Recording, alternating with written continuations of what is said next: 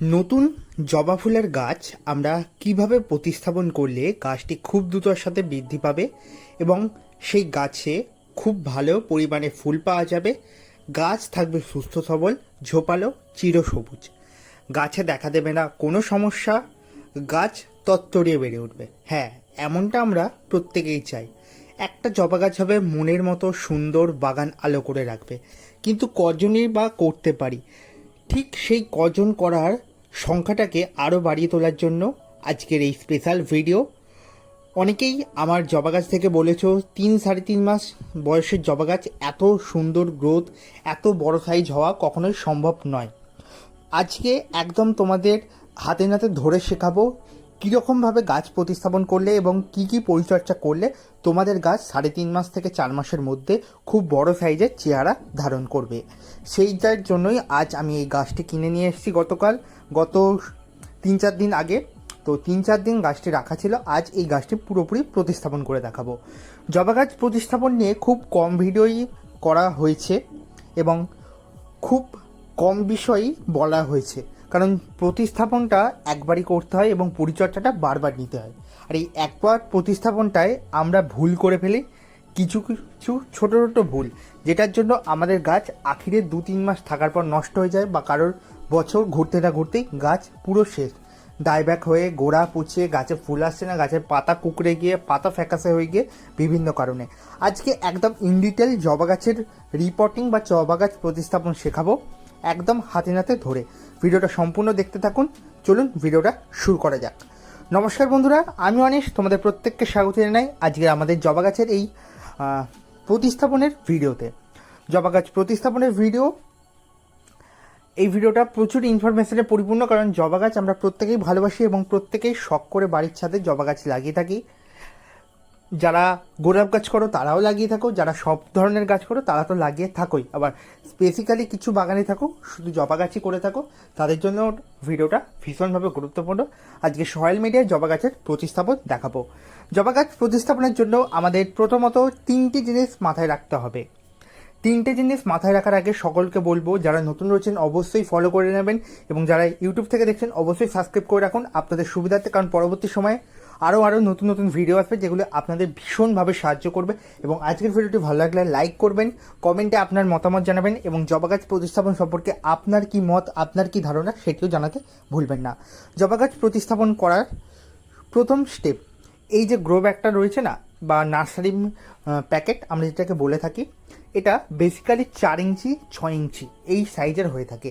তো আমাদের মাথায় রাখতে হবে 4 ইঞ্চি যদি পলি প্যাকেটের মধ্যে থাকে আমাদের 6 ইঞ্চি টবে প্রতিস্থাপন করতে হবে, যদি 6 ইঞ্চিতে থাকে 8 ইঞ্চিতে প্রতিস্থাপন করতে হবে, মানে 2 ইঞ্চি বেশি বড় সাইজের জায়গায় প্রতিস্থাপন করতে হবে।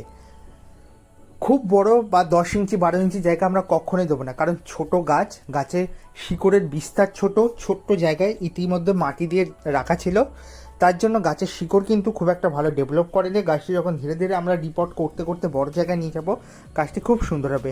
এবং আমি গাছটিকে গ্রো ব্যাগ থেকে বার করলাম, তো মাটিটা দেখো, মাটিটা দেখতে পাচ্ছ কতটা খারাপ কোয়ালিটির মাটি, মানে আমরা যেই মাটিটাকে বলে থাকি এঁটেল মাটি, সেই মাটির মধ্যেই বেসিক্যালি নার্সারিতে ওই এঁটেল মাটির সঙ্গে একটু গোবর সার মিশিয়ে তারা গাছ প্রতিস্থাপন করে দেয় এবং এটা করে ওনাদের সুবিধার্থে, কারণ নার্সারিতে সমস্ত সময় জল দিয়ে গাছকে মেনটেন করা খুবই কষ্টকর হয়ে পড়ে এবং এঁটেল মাটিতে করলে গাছের শিকড়ের বিস্তার খুব একটা ভালো হয় না, কিন্তু গাছের জল কম লাগে, গাছটি সুস্থ সবল থাকে, যেন তাজা তরতাজা থাকে সমস্ত সময়। কিন্তু এই এঁটেল মাটি আমরা যখন আমাদের গাছ বাগানে এনে প্রতিস্থাপন করব তখন কিন্তু আমাদের জন্য ভীষণ সমস্যার সৃষ্টি করবে, কারণ এই এঁটেল মাটিতে বেশিরভাগ সময় জল হোল্ড করে এবং এই জল হোল্ড করে থাকার জন্য গাছের রুট রটের সমস্যা দেখা দিতে পারে।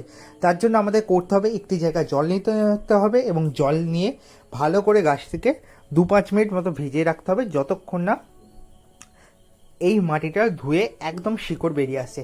এবং আমাদের এখনই দেখে নিতে হবে যে এর মধ্যে কোনো নেটপট রয়েছে কিনা, নেটপট থাকলে ট্রিটমেন্ট সম্পূর্ণ আলাদা হবে।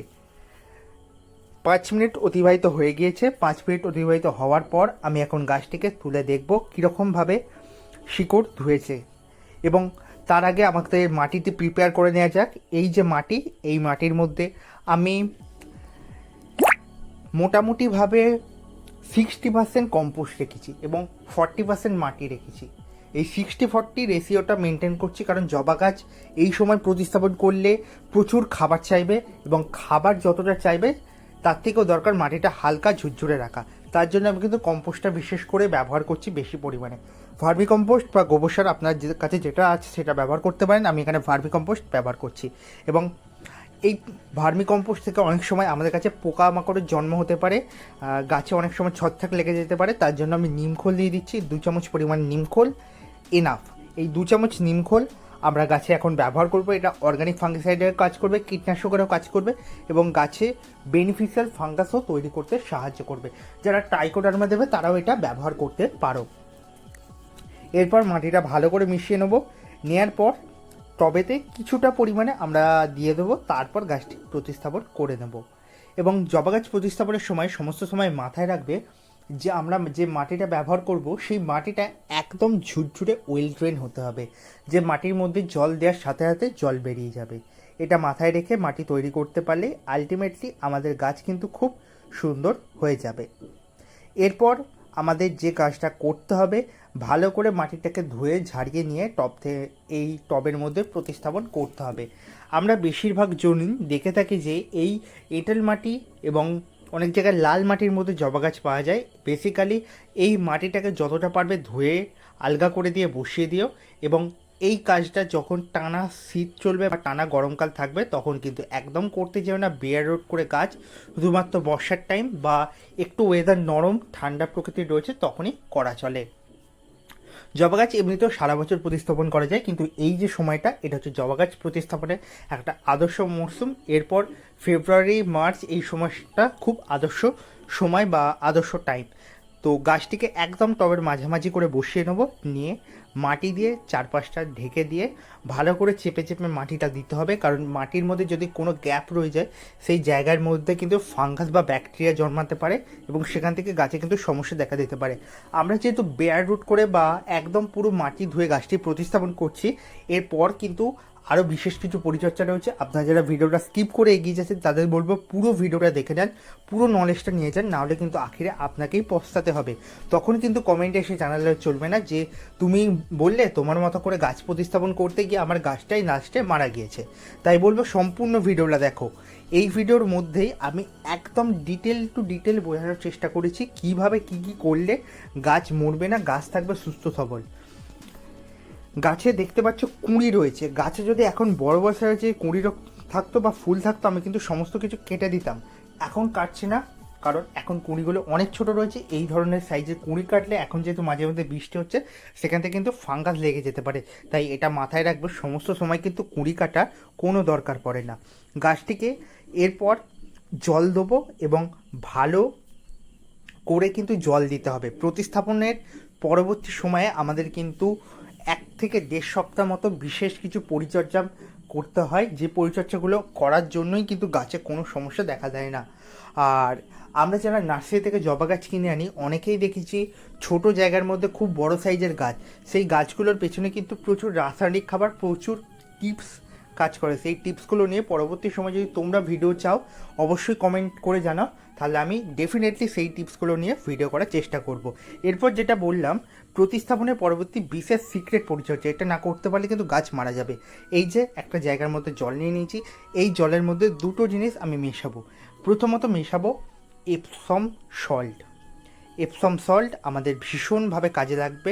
এটা গাছে যেহেতু শিকড় একদম ধুয়ে বসানো হয়েছে, গাছকে কোনো স্ট্রেসে যেতে দেবে না, গাছের শিকড়কে ভালো রাখবে, গাছকে প্রাণবন্ত সবুজ করে রাখবে।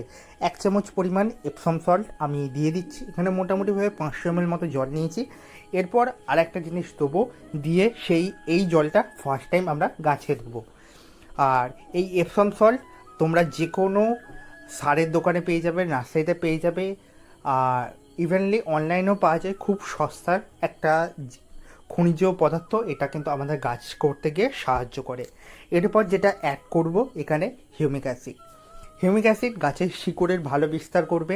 আমরা যেহেতু একদম মাটি ধুয়ে প্রতিস্থাপন করেছি, তো এই জন্য আমাদের শিকড়ে অনেক স্ট্রেস পড়বে।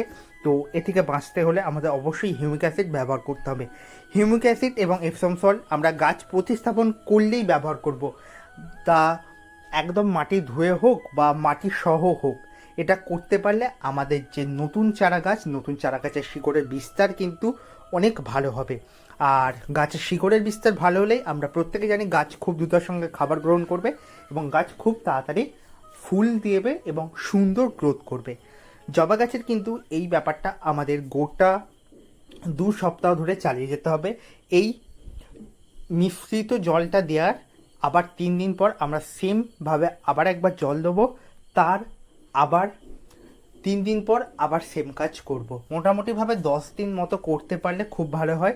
10 দিন পর আমরা এনপিকে 13-0-45 হাফ চামচেরও হাফ চামচ পরিমাণ আমরা এই টবের ওপর ছড়িয়ে দিতে পারি, বা 100 ml জলেতে আমরা হাফ চামচ পরিমাণ মিশিয়ে সেই জলটা ব্যবহার করতে পারি। তাতে কিন্তু শিকড়ের বিস্তার খুব ভালো হবে।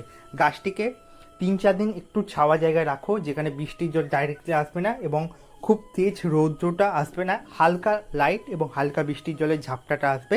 সেক্ষেত্রে গাছ কিন্তু খুব ভালো থাকবে। আর সকালবেলার দিকটা এবং রাত্রির দিকটা চেষ্টা করবে গাছটিকে একটু বাইরে বার করে দেয় যখন বৃষ্টি না হয়, তাহলে কিন্তু গাছটি খুব সুন্দর থাকবে।